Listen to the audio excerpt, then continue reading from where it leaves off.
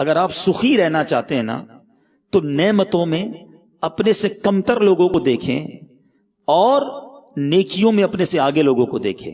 یہ ہے زندگی گزارنے کا بہترین پرسکون فارمولا. ہم نے کیا کر دیا؟ الٹا کر دیا اس کو. ہم نعمتوں میں اپنے سے اوپر والے کو دیکھتے ہیں، نیکیوں میں اپنے سے نیچے والے کو دیکھتے ہیں. بڑے عرصے تک سائیکل چلاتے رہے، اللہ سے دعا کی یا اللہ اسکوٹر دلا دے، تیری بڑی مہربانی اسکوٹر مل گئی. موٹر سائیکل لے کے نکلے، بڑے خوش تھے، سگنل پہ کھڑے ہوئے تو برابر میں 4 گاڑیاں آ کر کھڑی ہو گئیں.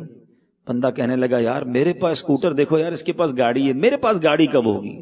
بڑے محنت کی، بڑے پیسے جمع کیے، چھوٹی گاڑی خرید لی، بڑا خوش، مٹھائی بھی بانٹی.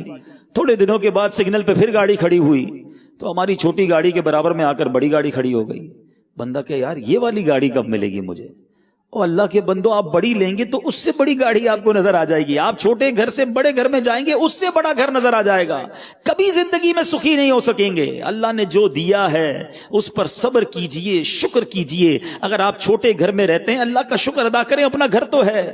کئی لوگ کرائے کے گھر میں رہتے ہیں، اگر آپ کرائے کے گھر میں رہتے ہیں شکر ادا کریں. کئی لوگ ایسے ہیں جو جھوپڑیوں میں رہتے ہیں، ارے آپ اگر جھوپڑی میں بھی رہتے ہیں اللہ کا شکر ادا کریں، کیونکہ کئی لوگ ایسے ہیں جو سڑک پر سوتے ہیں. سڑک پر سونے والا بھی شکر ادا کرے کہ آزاد تو ہوں. کئی لوگ ایسے ہیں جو جیلوں کے اندر بند ہیں، وہ جیلوں میں سوتے ہیں. کتنا یاد آتا ہوگا رمضان میں ان قیدیوں کو کہ ہم بھی آزاد ہوتے تو گھر والوں کے ساتھ سحر افطار کرتے، ہم بھی رمضان کی رونقیں دیکھتے. عید والے دن میں اور آپ اپنی فیملی کے ساتھ، اللہ خیر سے عید نصیب کرے گا تو ہوں گے.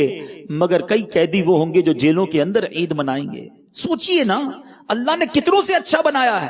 پرابلم یہ ہے کہ ہم نے سوچ کا جو محور ہے، جو ہماری سوچ کا دھارا ہے، وہ اس طرف کر دیا کہ جو ہم سے آگے اس کو دیکھ کر ہم ٹینشن میں رہتے ہیں، مایوس رہتے ہیں. نہیں، اگر پرسکون رہنا ہے تو اپنے سے نیچے والے لوگوں کو دیکھیے.